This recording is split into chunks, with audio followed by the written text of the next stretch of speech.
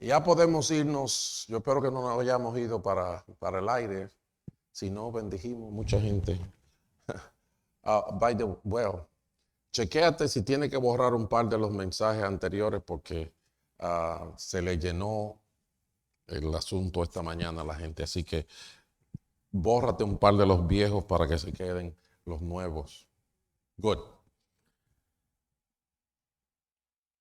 Para hablar y vivir la realidad de paz en la tormenta, hay que empezar por el principio. Para toda cosa seria, para toda cosa veraz y que pertenece a la vida, hay fundamentos. Y yo digo, por la experiencia y también por la opinión de otros analistas, que los fundamentos de la vida parten de cosas bien sencillas. Por ejemplo, una sustancia imprescindible para la vida es el agua. Tan simple y sencillo como eso, sin mucha química, sin mucha cosa, al contrario, mientras más pura esté, mientras menos contaminada esté, mejor. El aire, ¿verdad que sí? Fácil, sencillo. De la misma manera, las cosas principales para nuestra formación las recibimos en el kindergarten, en el primer cursito, en la primera cosa que voy a la escuela. Ahí aprendo a no decir mentiras. Ahí aprendo a respetar lo que es del otro. En otras palabras, no robar. Aprendo que tengo que tener integridad. El problema que tenemos con esto es que cuando nos hacemos adultos decimos, ya yo no tengo que hacer las cosas de niño, mi papá y mi mamá se tienen que estar tranquilos y ya yo voy a hacer lo que yo quiera.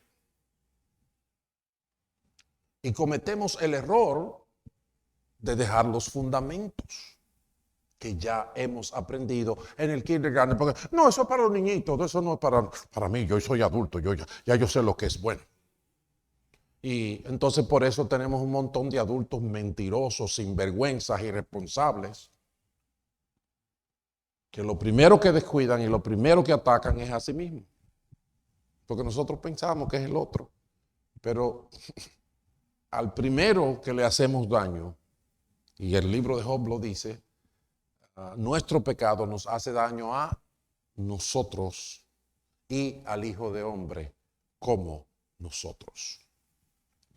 Entonces, mis hermanos, para hablar de paz en la tormenta tenemos que ir a los fundamentos, tenemos que ir a lo que es básico y a lo que es fundamental. Y por eso voy guiado por el Espíritu de Dios al Salmo 100.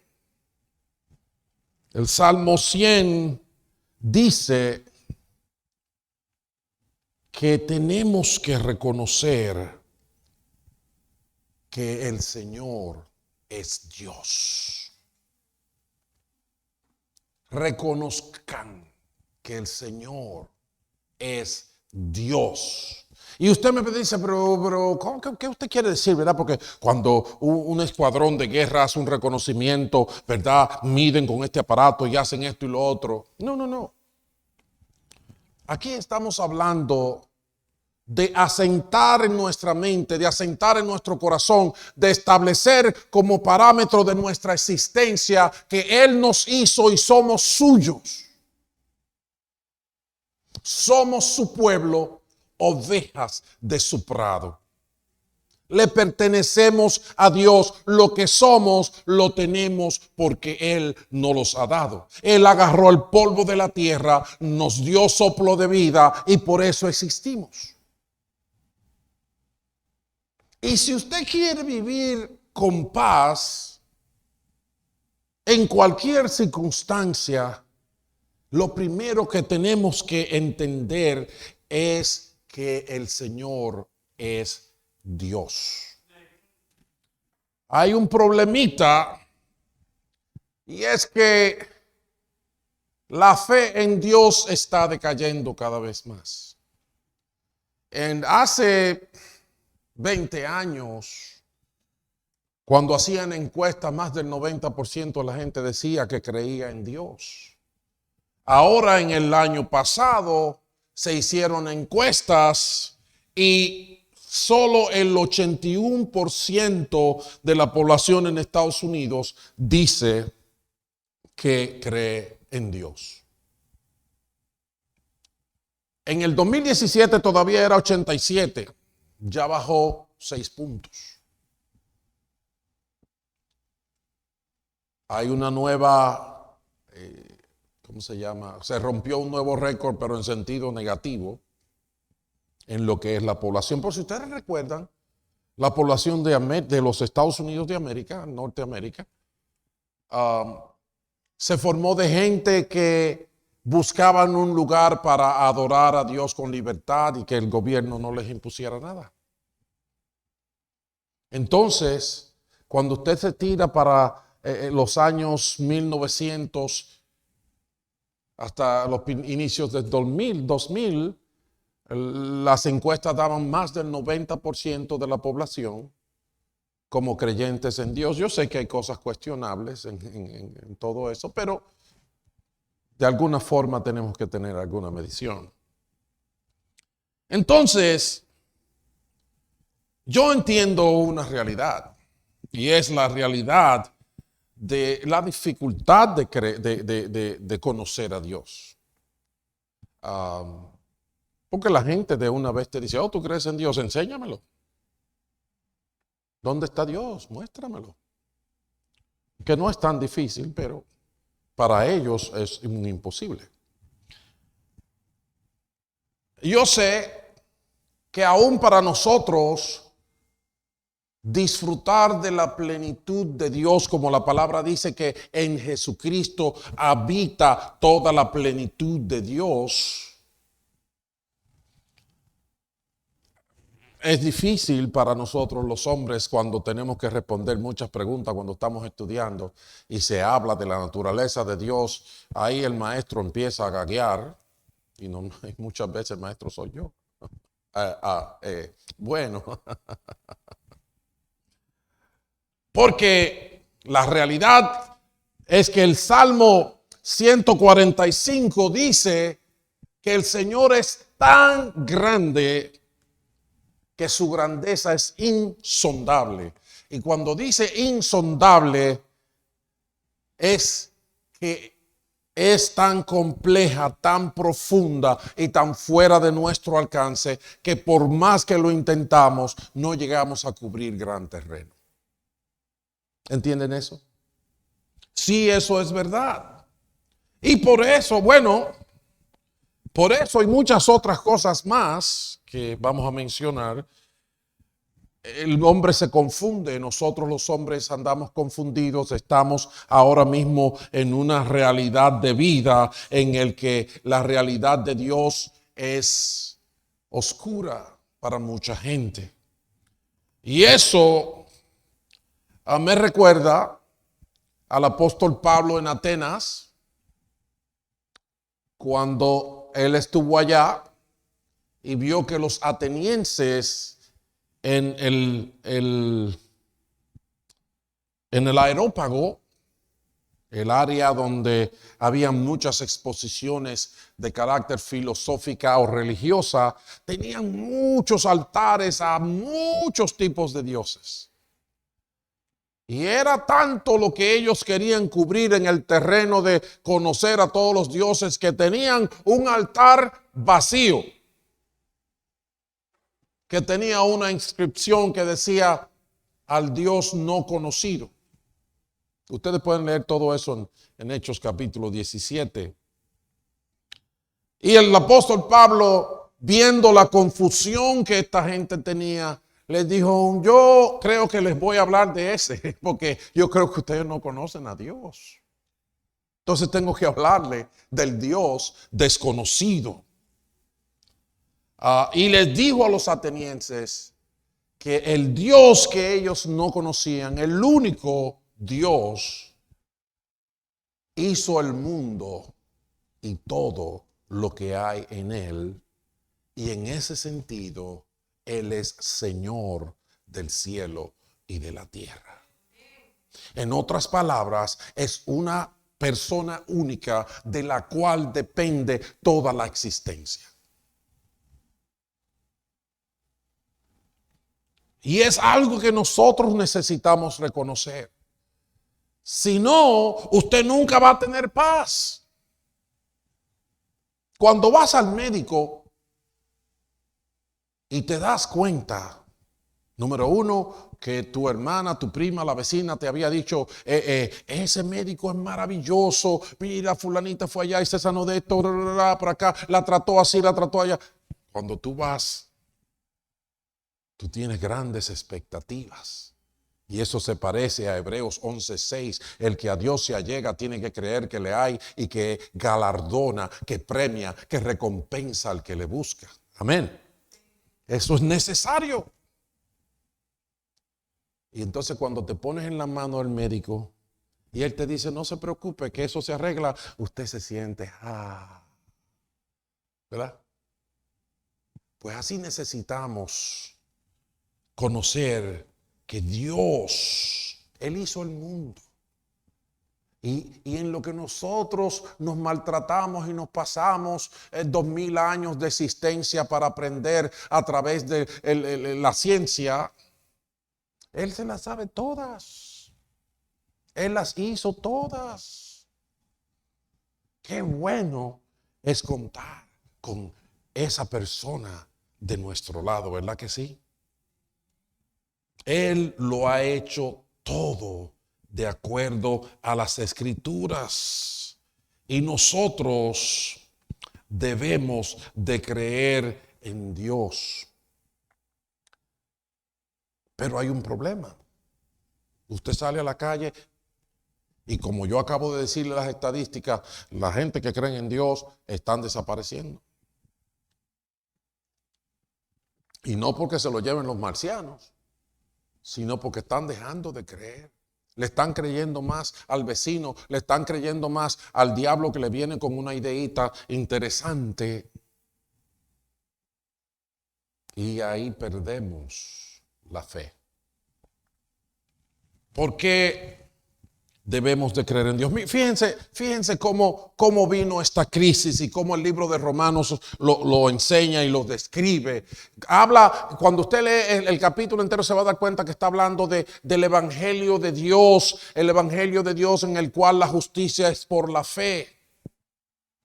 Y dice y explica el problema que está pasando por lo que se necesita esta justicia. Dice, ciertamente la ira de Dios viene revelándose desde el cielo contra toda impiedad e injusticia de los seres humanos que con su maldad obstruyen la verdad. Eso está pasando. Con nuestra maldad estamos obstruyendo la verdad. Me explico. Lo que se puede conocer acerca de Dios es evidente para ellos. Y yo le voy a demostrar que es así. Pues Él mismo se lo ha revelado. Oh, sí, es que Dios ha revelado cosas de Él. Y continúa explicando. Desde la creación del mundo, las cualidades invisibles de Dios, es decir, su eterno poder y su naturaleza divina, se perciben claramente a través de lo que Él creó, de modo que nadie tiene excusa. ¿Sabe lo que nos pasa a nosotros los hombres? Que no queremos creer en Él. Y entonces vemos la complejidad de la existencia, la complejidad de la vida del ser humano, biológicamente, químicamente, físicamente. Y como no podemos resolver eso, como no podemos meterlo en el laboratorio y replicarlo, entonces buscamos otra manera de justificarlo y hablamos de millones de años que nosotros no podemos manejar, no podemos probar, no podemos demostrar científicamente, porque el método científico dice que usted tiene que traer los elementos al laboratorio, a repetir la prueba y verificar los resultados. Entonces científicamente usted tiene una prueba. Pero ellos no pueden hacer eso con la existencia, no pueden hacer eso con la vida.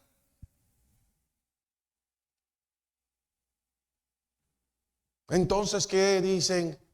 Probablemente, aproximadamente, quizás, en tanto.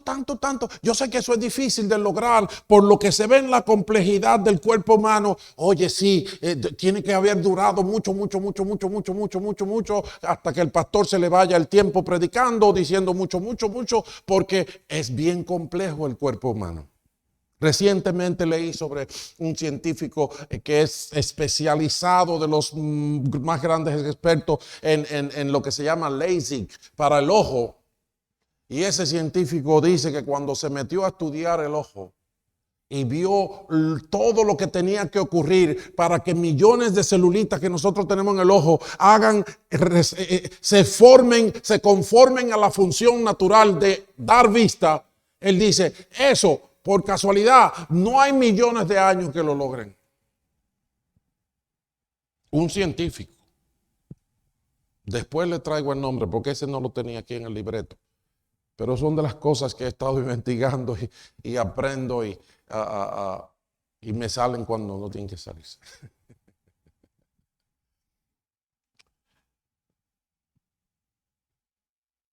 Nosotros dejamos de aceptar la revelación de Dios. El versículo que va después del verso 20 en Romanos 1 dice que a pesar de haber conocido a Dios, no lo glorificaron como a Dios ni le dieron gracias, sino que se extraviaron en sus inútiles racionamientos, se les oscureció el insensato corazón.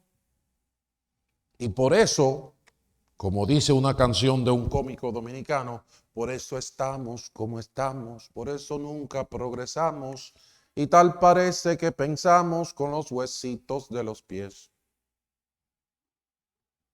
Dígame usted, si usted quiere agarrar a un niño de 5 años a decirle que tú puedes ser una niña y tú eres un grandulón, tú eres un buen sinvergüenza y casi un criminal de niños. El asunto es que eso no tiene sentido. Nosotros sabemos que los niños quieren volar como Superman, que quieren manejar la jipeta del papá y tiene 7 años. Pero no nos alteramos, no nos escandalizamos porque sabemos que así son los niños. Pues hay unos grandotes que quieren poner a esos niños de 7 años a decir que ellos no son lo que la naturaleza les ha dicho que son. Y empiezan a darle tratamiento médico hasta escondido de los padres y cometen ese crimen, porque yo, en mi perspectiva, lo considero un crimen de infantiles.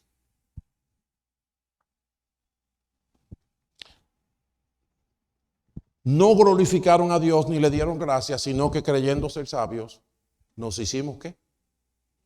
Necios, tontos, equivocados, confundidos.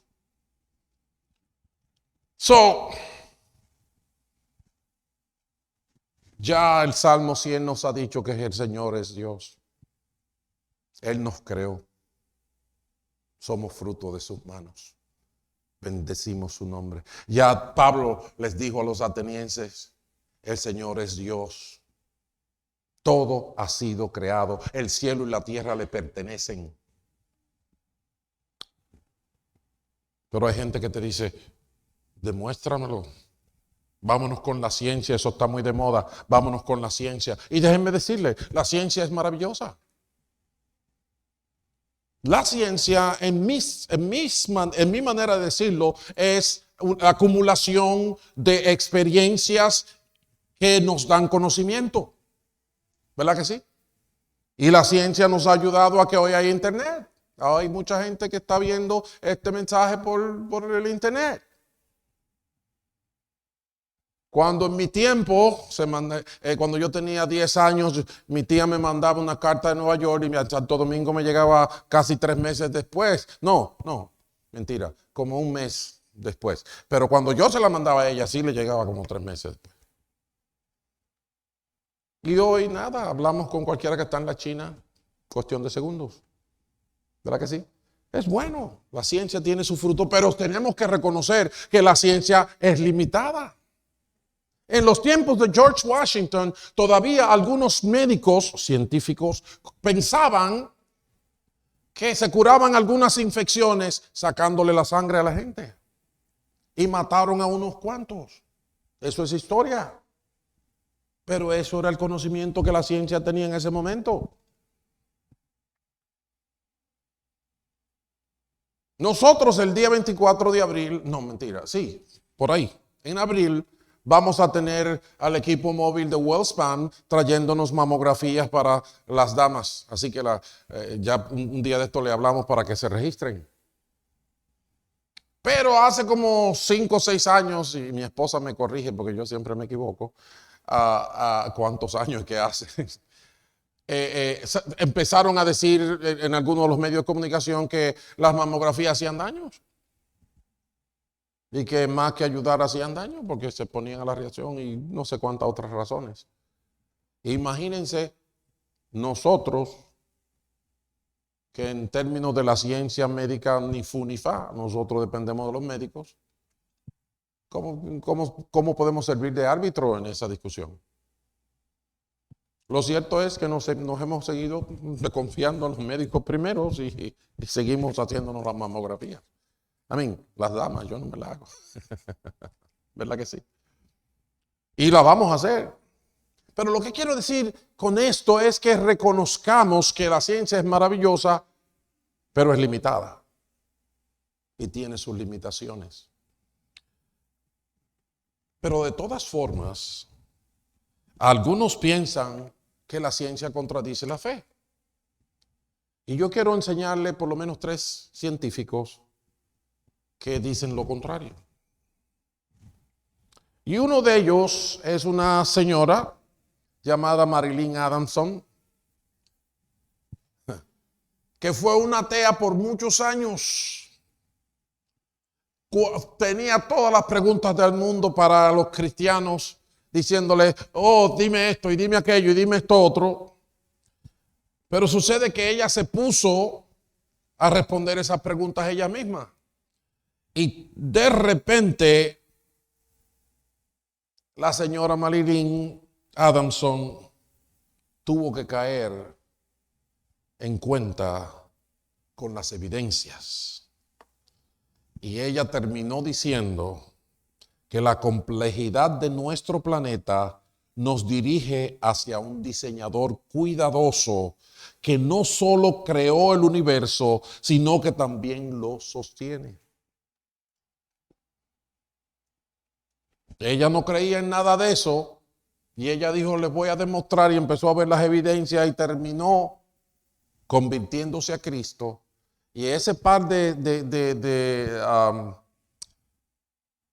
lugares en el internet que ustedes ven en esa imagen, ahí ella está ayudando a la gente con las mismas preguntas que ella tenía antes de venir al Señor.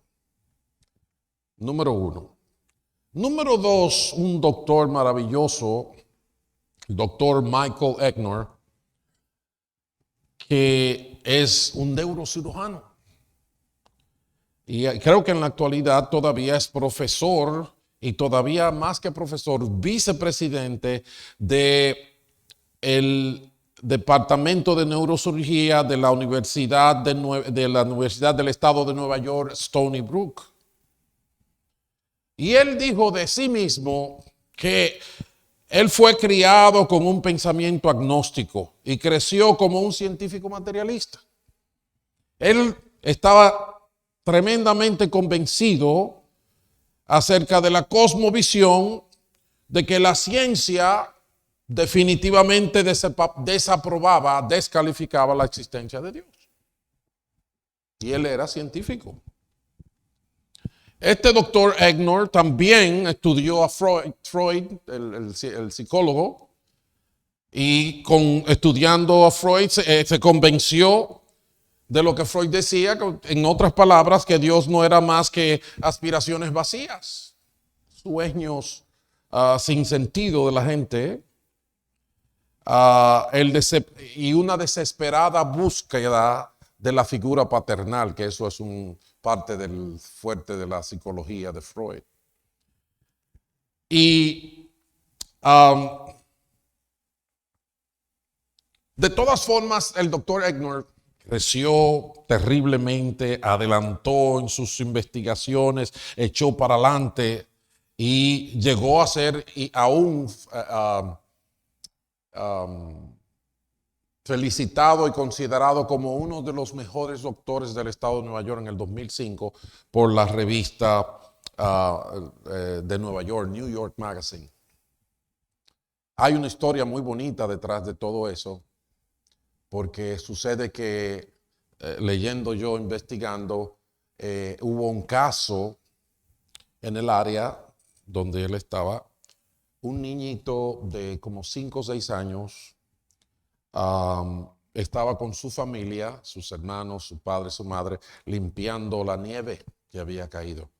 Pero en un momento los otros hermanos entraron, la mamá entró, el niñito se quedó un momento afuera con el papá y después él entró también. Y la mamá le dijo, ¿qué? O sea, si dice, no, estoy buscando mi guante, que tengo mucho frío en las manos, la. Y la mamá le dijo, pero lo dejaste allá afuera, ve, pídeselo a tu papá.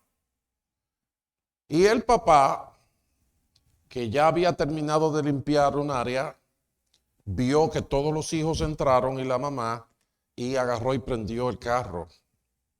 Y empezó a sacarlo del garaje en el momento que el niño sale, papi, para decirle, ¿dónde están mis guantes?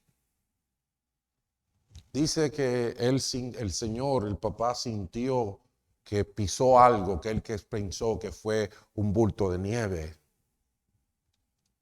y había sido su hijito.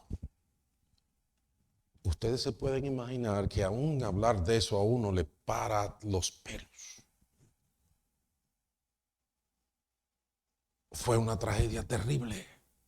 Salieron corriendo con el bebé y los papás y la mamá estaban, imagínense, cuánta esperanza, un niñito de 5 o 7 años que le pasa un vehículo por encima y la cabeza.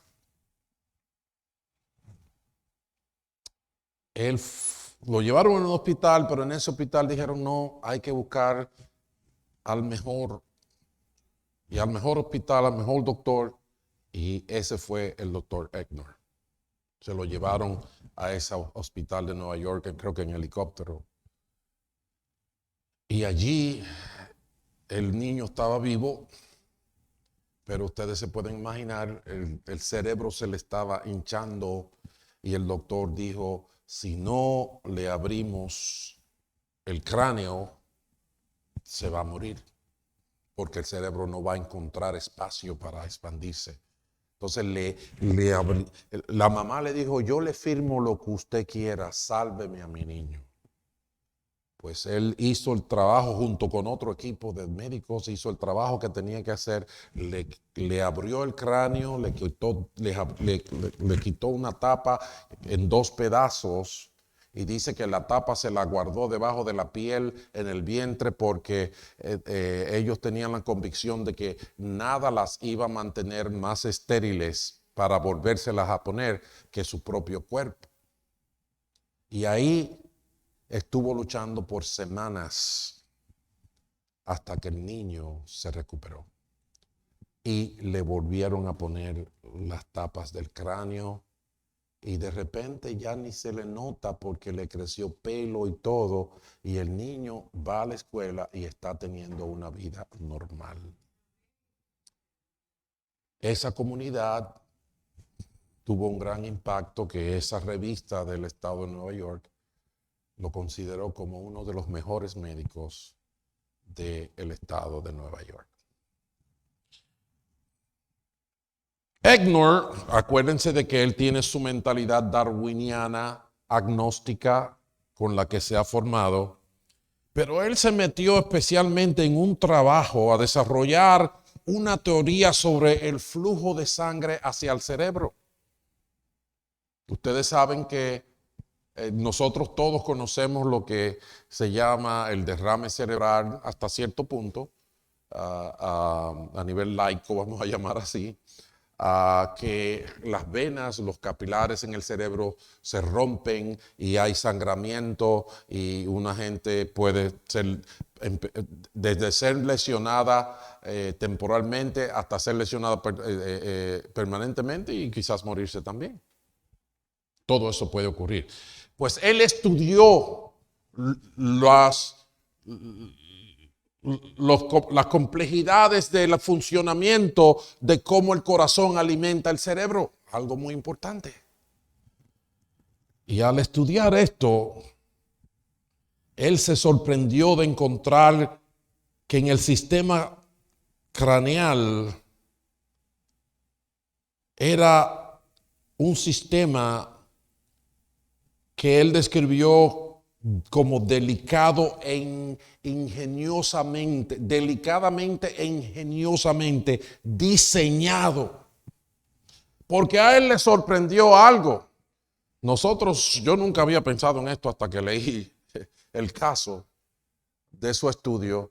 Y es que la fuerza con que el corazón bombea la sangre, si los capilares del cerebro la reciben directamente, todos explotan. Entonces, él se encontró con que había un mecanismo como bien preparado para que la sangre pasara primero por unos sistemas que él les llama como unos amortiguadores parecido a unas cosas de ingeniería que se llaman amortiguadores de vibración, que son como con unas gomitas y unas cosas. Pero dentro del sistema él encontró como algunos amortiguadores que recibían el flujo de sangre con toda su presión y le quitaban la presión para que pasara la sangre a un nivel que los capilares se mantuvieran buenos. Pero al estudiar todo esto, él dice, wow, no hay manera de que una cosa de este tipo suceda sin que haya una mente brillante que lo prepare. Él decía, no, esto es imposible. Entonces, él dijo que los libros de biología no fueron los que los ayudaron fueron los libros de ingeniería. Ingeniería de cómo fluye un líquido a través de un tubo. En este caso, las venas y las arterias y los capilares. Y viendo las ayudas de ingeniería, él pudo resolver ese caso. Es famoso por ese estudio que él hizo sobre cómo la sangre llega al cerebro. Entonces, él llegó a una conclusión de que virtualmente toda su investigación biológica opera en la presunción de diseño. En otras palabras, esto que está aquí, no hay manera de que se haga por casualidad. No hay manera de que porque se acumule tiempo, de repente se va a establecer un sistema de amortiguación que va a reducir el flujo de sangre para que los capilares del cerebro no. Él dice, no hay lógica que soporte que esto pueda ocurrir de manera incalculada. Dice, absolutamente no. En medio de todo esto hay diseño. Pero ¿sabe lo que significa diseño? Una mente maestra. Que esto siempre ha sido una situación para los científicos, siempre ha sido, aún los grandes ateos como Richard Dawkins, llegan al momento en que no encuentran la respuesta sobre cómo apareció la existencia. ¿Y saben lo que hace? Yo le puedo buscar luego una cita de Richard Dawkins diciendo, bueno, este asunto ha llegado como un tranque, ¿verdad? Llegamos a una pared donde no podemos pasar. Y en otras palabras, yo no voy a decir que Dios creó nada. Yo prefiero decir que es posible que haya una civilización más adelantada que nosotros que vino y nos tiró aquí, nos dejó solos y se fueron. O sea que él prefiere creer en los extraterrestres de lo que no tenemos ninguna evidencia que creer en el Dios de los cielos, cuya evidencia vemos todos los días frente al espejo. Y eso es ciencia. Así que este doctor Egner, Michael Egner, terminó, ¿saben qué? Haciéndose cristiano. Y ahora es un hombre de Dios y es un hombre de ciencia. Dijo, y lo tengo aquí, que le sorprendió lo poco que el paradigma darwiniano contribuyó a su trabajo. O sea, Darwin, con toda su teoría del origen de las especies, no le dio respuesta ni ayudó en nada al problema de cómo se puede parar el flujo fuerte de la sangre que viene del corazón para entrar en los capilares sin hacerle daño a la persona. Dice nada, el paradigma darwiniano no tuvo ningún aporte. En contraste, el paradigma del diseño se alineó maravillosamente con los aspectos más importantes de mi investigación. Yo no sé si ustedes saben, pero aquí han habido pleitos en las escuelas porque a nuestros hijos, a todos le dicen que nosotros venimos del mono, que todo es por evolución. No hay prueba científica para eso, pero ahí está. Eso es lo que le enseñan a los muchachos. Y otros científicos dijeron, bueno, lo que los muchachos no entienden, y es verdad, es que eso es una teoría. ¿Y sabe lo que significa una teoría? Es algo que necesita comprobarse. No hay una realidad, no hay una prueba. Es una imaginación basada en algunas cosas que pueden ser reales, pero la teoría no es concluyente. Entonces dijeron, vamos a enseñar también, si vamos a enseñar la teoría, vamos a enseñar una teoría que se llama diseño inteligente. Y es una teoría muy racional y parte de la realidad de que hay toda la complejidad que hay en la existencia, en los animales, en las plantas, en el sistema solar, en el agua, en la tierra, en las montañas, toda la complejidad que hay, mientras vamos aprendiendo, cada vez vamos descubriendo más que todo ha sido diseñado perfectamente, de manera inteligente. Entonces las cosas no aparecieron del aire, ni se fueron haciendo inteligentes porque millones de años pasen. Ponga usted su carro allá afuera y déjalo que coja tiempo, a ver si el Toyota que usted va a poner se le va a convertir en un Maserati o se le va a convertir en chatarra. No necesitamos un PhD, no necesitamos ser graduados de la universidad para ver eso. Entonces el doctor Egner llegó a esa conclusión. Darwin, te quedaste corto. Así que finalmente le voy a presentar el último científico y de este voy a hablar mucho menos. De este solamente, este científico se llama James Tour. Es profesor en el departamento de química del Centro de Ciencia de la Nanoescala y Tecnología a la Universidad de Rice.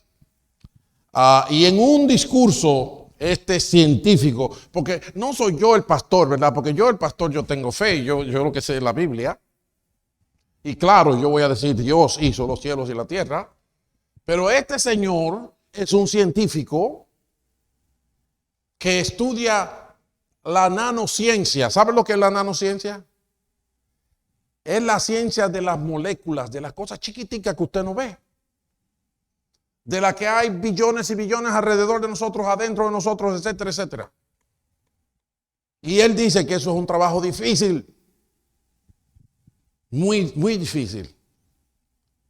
Pero él ha sido muy exitoso Y por eso hay más de 160 referencias y gente que lo cita a él en sus estudios. Y él, en un discurso que dio, dijo: Dios me asombra por todo lo que ha hecho en su creación.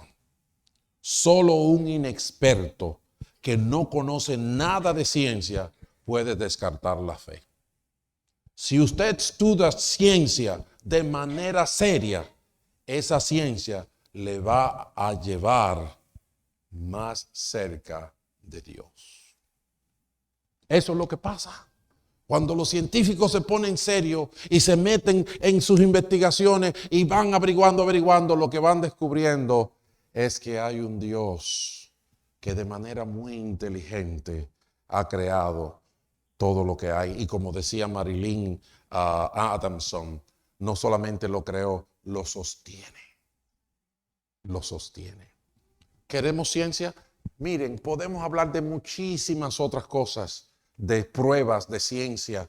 Hay un libro que yo estoy leyendo y me ha dado muchas cosas de eso, y algunos de los muchachos saben que dice reflexiones de la existencia de Dios. Y eso lo que tiene son muchos tratados de composición de todo esto con estos científicos. Hay otras cosas hablando de la maravilla del ojo, de las cuántos millones de celulitas se unen para hacer ese trabajo, que los científicos que llegan allá adentro y ya descubren todo dicen: esto no es verdad que se hizo por casualidad. No hay forma de que esta complejidad. Entonces tenemos que creerle a Dios cuando Él dice que en el principio ya existía el verbo y el verbo estaba con Dios y el verbo era Dios. Él estaba con Dios en el principio. Por medio de Él todas las cosas fueron creadas. Sin Él nada de lo creado llegó a existir. Esa es la revelación de Dios. Así es como Dios nos ayuda a nosotros que no tenemos la capacidad para investigar lo intrínseco de Él. Él nos revela: yo me he manifestado como mi Hijo. El Verbo se hizo carne. El Verbo es el que causó que todo existiera. Reconozcan, sepan que el Señor es Dios. Y todo lo que existe depende de Él.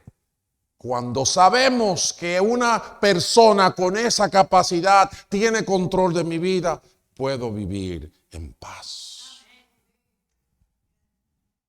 El Salmo 19, que es un precioso poema, dice que los cielos cuentan la gloria de Dios.